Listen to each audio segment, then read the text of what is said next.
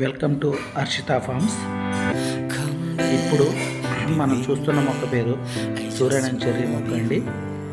ఈ మొక్కని Singapore cherry అని కూడా అంటారు. ఇది చూడటానికి చాలా అందంగా కనిపిస్తుంది.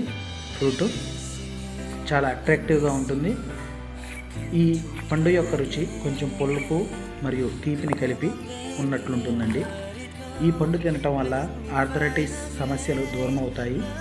యూరిక్ యాసిడ్ స్థాయిని అదుపులో ఉంచుతుంది.